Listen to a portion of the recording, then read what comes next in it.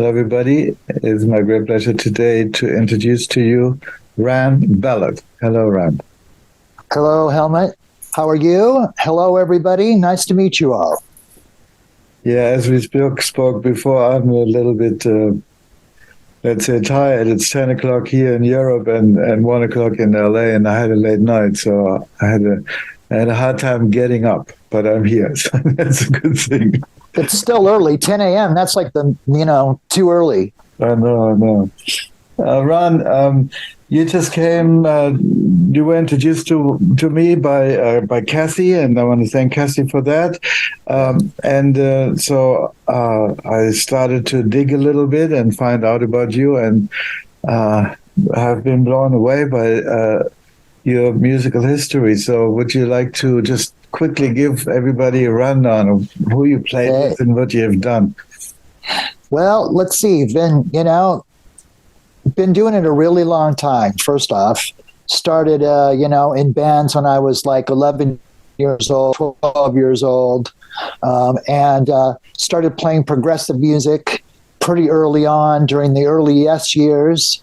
And that's when I decided to be, I was playing guitar, drums, keyboards, the whole thing. And I finally settled in on keyboards were going to be the future. So writing on keyboards and singing on that. And I've had my own independent bands. In 1975, my band Axecraft, which actually still sells in Europe some, was signed to Capitol Records. And just before the release of the real album, how the in-band fighting happens, we had that thing go on. And I left the band because I was like, well, I'll have another record deal in another 6 months, no big deal. So, I did that and kind of started the journey there. And 10 years later about 1982 and 3, I started the band Start. And I wanted to just have a nice tight unit with just keyboards, bass, who also does Chapman stick. I like the two pieces, like the Tony Levin thing, and a great drummer. That was my main course to find that. I do all the vocals, do all the writing. And I started doing that on my own. And I released an album in 1985. Obviously, we're in Los Angeles, so we were playing all the clubs like the Whiskey, Gazzari's, and all the places that you could play. The same as the Troubadour as well. That's where my band in '75 got discovered, playing the Troubadour on Monday nights. When all the people used to come in for their groups.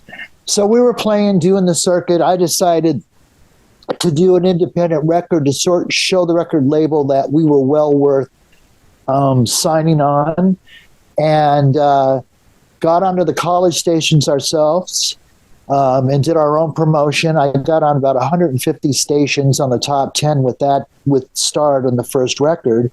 And I took that over to the labels and said, okay, sign us up. Here we are. Look, we can sell records and the radios like us. And it sort of backfired on me at that time in 1985.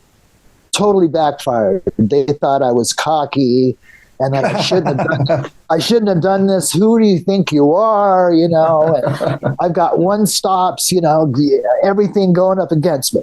So at that time, being in LA, my act back then, if you see some of the videos on YouTube, I play a lot of keyboards all at the same time while I'm singing, but I also use sequencers, which was early on, in the background, playing arpeggios and stuff like that, along with other drum machines hooked up to, along with my great drummer.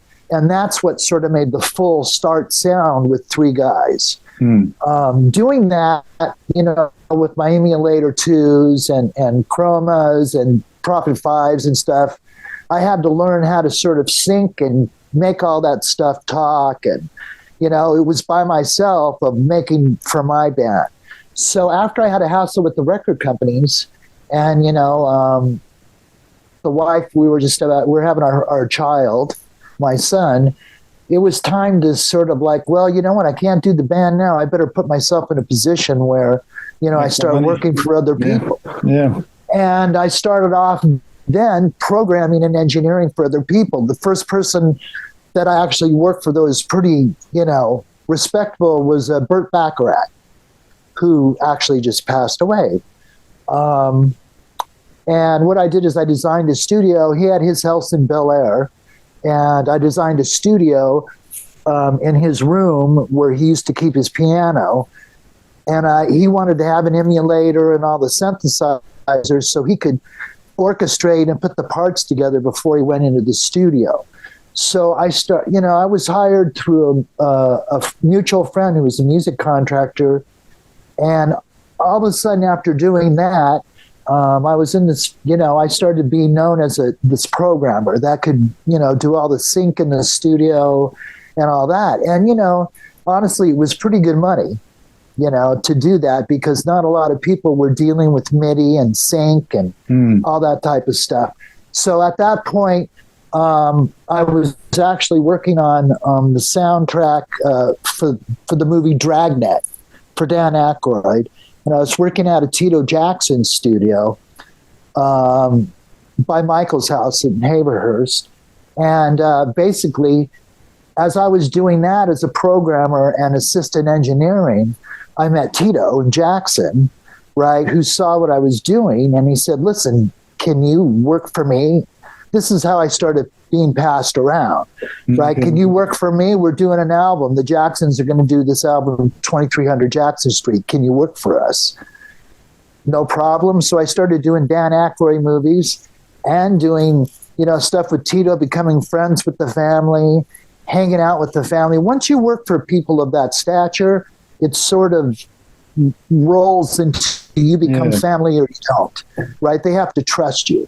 So at that point, too, I was working on the album, and that's where I went Michael when we were over at the house. We were at Havenhurst, and we were over there to hit the candy store up and watch a movie.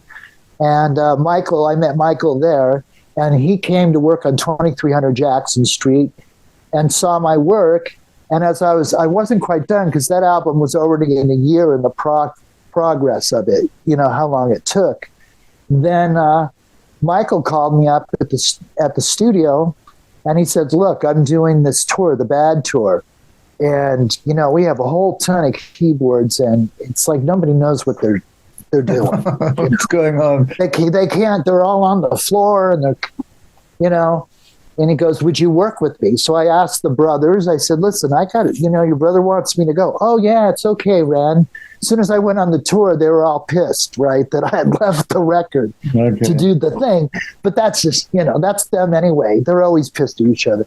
So then I started off with Michael Jackson, and I went out on the Bad Tour. And halfway through, I already had albums booked with like Lou Adler and Richard Perry as a programmer. So I jumped that half of that tour. I did the half a tour, went back to doing albums, and I decided with a couple of the guys, with another guy that was on the tour and the other keyboard guy, we talked about it and said, there's a business in this. Like nobody's doing this. Like what if we had a business that did all programming, had its own studio, we do all the sampling, we do all that stuff, right? So I put this company together called Hydrotech, bought a couple of synclopiers that cost me about $500,000, put a studio in, and at that point then worked with Michael, worked with Lionel Richie, worked with Eric Clapton. With Eric Clapton, we were working with Clapton, getting ready for a tour, and the tour manager walks in and says, listen, we also got to rehearse. Eric's going to be the backing band for Georg Harrison on his final tour, right, where he toured Japan. Is that all right with you guys? It's like, yeah, whatever, great. Here we go. So work with Georg Harrison, work with McCartney separately, work with Ringo. I don't know who else is on the wall back there. The Moody Blues. Okay. Just a ton of people. Amazing. So it sounds like you kind of fell onto the right spot in the right moment, doing your thing. That's great. Well, just learned a lot of stuff, and then retired from that after so many years. Happy, and went back to do my own albums, which is Start. Yeah. So what we're doing now, we're releasing a single first, just to introduce you to our kind of world, our clients, our music lovers that listen or check out what Wolf Entertainment is doing, and that's called Lemmings, and that's of your second last album, right? Yes. And that Yes. will be released on the 3rd of March. And that's in preparation to the new album coming out, where we're first going to do a single release and then we're going to do the album release. So there's quite a bit of material coming. Please tell people what Lemmings is about. Well, Lemmings is about how it's a little social media and it's a little about reality TV and social media and all that, and how we've sort of fallen into listening to influencers and people telling us what to do, and we're sort of not thinking for ourselves. And if you're if you're familiar with what a lemming is, yes. We've pretty much turned into them, you know. So Lemmings is really about that. You know, I try to say in Start Music, it's all about thinking for yourself, about trying to have a more positive world, trying to save the earth. But also we have a lot of you know, things I say about things like social influence and social media, you know, and where the world goes and how we should probably think for ourselves. And that's what Lemmings about, and that's what a lot of our message is about. Yeah, that was one of the main reasons why I felt to pick that as the first single release when I went through your material, because it's very much now. It's very much what's happening right now, and people very much are like Lemmings. So it's good to get somebody like yourself to give them a little jolt. You know, hey, wake the fuck up. So that's the whole thing, you know. Yeah. And one thing too, I want to say to everybody is, I'm so happy to be signed with Helmet and Wolf Productions, and to be with someone who's not only really super fair with an artist, but a great and cool dude that I know that I can get along with. And it's more like friends working on other friends' stuff, you know. And that's what's great about his label and his productions and his attention to everybody else's music, which I know is tough. I spent a lot of years spending all my time making sure everybody sounded good, man. Thank you very much. Thank you very much for the feedback. I appreciate that, because, I mean, you've been around the block, so for me it's an honor to be working with you. And to, you know, even I have like guys in LA that are on the label or another label, especially Auspicious Recordings and Center Shift, they're in LA. And so I thought for these guys to come and have a beer with you and, you know, talk to you would be an amazing experience, just because of the live musical life you have and had. Oh, yeah. You know. So would love it. Yeah, wonderful. And so I see you very much as a very, very strong new addition to our roster, you know. So I'm extremely happy about that. I am also saying that I'm obviously wanting to be my band and my stuff, but I'm behind everybody else too. I'm behind independent music. I started a little campaign on Twitter and Instagram, which was basically indies only, right? Like, even if you think about this might, I don't want to spend too much on this, but basically if you think about it, we're the only ones that are behind us. And if all of us indies stick together and we listen, if we just, let's just say this, you love some great classic band or you like the new pop tune that's out, great, buy it once. Buy the MP3 once, okay? Let the record companies get $1. But buy independence and only stream independence. And if we all do that, we can change the algorithms on Spotify and call more attention to like this great label and all the other independents that are out there trying to do something. You know, there's more of us because I've been on both sides, man. You know this, right? I have been on both sides with labels. I work for every label, every major studio, with almost every major music icon. Okay, this is how many we're this. We're actually more than them. Yeah. And if we start believing in ourselves and backing each other's music, which is all great stuff, okay? I'm not saying it's all great, and we all know this because anyone can upload a song. But there's a lot of good stuff out there. That's right. And it deserves to be heard. And I think that with Helmet doing what he does, it's bringing it to the people. But we have to remember, let's stick together as independents. I'm behind every one of him on his label as much as I hope they want to be behind me. Wonderful. It's very much what's happening, and what the whole thing was kind of, it was not like a vision, let's do this, but this is kind of what developed over the years, that a lot of people have become friends, or they work together, or they collaborate, or so. As much as I would like to see that more from our artists, but it's very much a family feeling in a way, you know? Yeah. And as you know, all our artists are there because they want to be there. As you know, our contract is if you want to leave, you can go anytime, because we only want to work with the people who want to be here. And to have that many great artists still with us, and you know, yeah. I'm proud about that. Yeah, well, you know what? It's really a part of a revolution that needs to happen. You know, we have to remember there's strength in numbers. That's right. And there's more of us than that. Yes, okay? Martin always says that there's strength in numbers. There's strength in numbers, and we have a hell of a lot of people out there, man. You know, yes. And if we just listen to our own music, everybody tune in. When you want to tune in and you buy those things, get it from one of the independent people, right? Because we know what the labels are feeding us. Let's not go crazy on that. I'm not going to go too negative on that. But we know the labels feed us. I used to work with them, okay? They are planned like, you know, taking over another country. That's what they plan with their artists. But they spend plenty of money on it. But we have the ears, right? Those algorithms are only down because they push to, you know, get their record, you know, album 5 million plays or whatever. Of course. You know, we can do it on our own if we all stick together. And, you know, there's more helmets out there.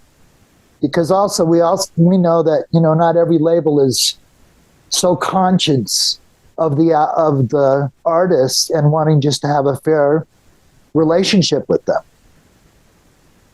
I know. I worked before I started my own thing. I worked at 2 labels, and I watched them ripping the artists off, basically, and not giving a shit and not caring, and no sales reports and no payment, and so it was terrible. I did A&R for them and watched it, and I was like, I am out of here.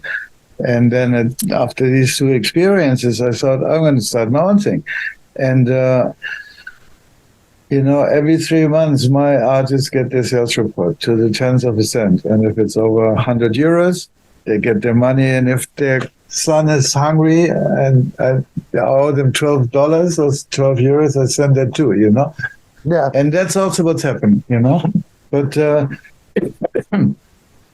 And I could just tell you, everyone out there right now, if you think that that's a common occurrence, it's not. It is not. It's not. All the musicians that I speak to, when they hear that, and even the ones that are on Wolfman Entertainment, says, never before in my life on other labels has this happened to me. Right. And for me, it's so important. You know, I just spent 3 days now over the weekend. 3 days sales report. All the people over $100, pay them out, and then it's cool. Yeah. And you know what? Those things can be good more and more once we jump in and realize what a great thing this is, and that the independents could rule the world. And I can and honestly say this, because I know this is in my music and a lot of your music out there, okay? We can save the music industry because it's going like down the hill so fast, you know. Do we really want one label to control the whole world of music? Think about it. Lemmings. what Lemmings? Monopoly Lemmings. Yeah, man. Right? So I think that I'm just really proud to be working with Helmet. And whether it's a penny or a cent, it doesn't really matter to me. Is that just to reach people, get them the message? And I know that's what everybody really thinks. You know what? Money's nice, and if you make a bunch of it, it's cool. Okay? But your main love is, if it's the same as mine, it's music. You know? It's music for both. First. That's the music first. It's every time somebody comes to me, wants to be working with me, I listen to the music. If the music is from the heart and it's great, yes. If it's not, then I say, well, maybe you need to do this or this or this. I give them a way forward. I don't just say no. And I think it's so important. Happened to me when I was in my younger music career. I went to a label and they're like, no, it's shit, fuck off. And I don't do that. I say, well, maybe you need to look at this or this, or improve something here. And I start working with them in that way, you know? And because it's all music in the end. Yeah, in the end, it's just, you have a message. We all have some sort of message, whether you love someone or someone messed you over, or you talk about social stuff and things that really matter too. It's all the message that you want to get across. Okay, we want more than 100 people listening to our stuff. They're all out there. You know, we just want to have an even chance against the big guys, and I think that it can be done. You know, if you think about it, Hellman, and I know you know this, after I did this in the 80s, in the later 80s and 90s, independent labels became more powerful than the big labels. You know, during that period, Sire, all those small labels started to take over with their music, with, you know, the new age and all that type of music. That's when the labels said, oh, let's buy them. Right? Oh, shit. I was there. I saw it happen. They're like, those guys aren't anything. And all of a sudden they're like, no, let's just buy that. Let's just buy that. You know, as many as we can buy today, let's get them. Right? So that we can put them under our control.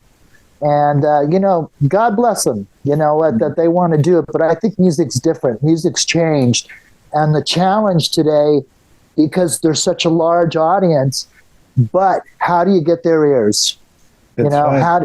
how do you, with 60,000 songs uploaded a day, make a difference? 100,000. You have to have people like behind you, you know, that believe in you.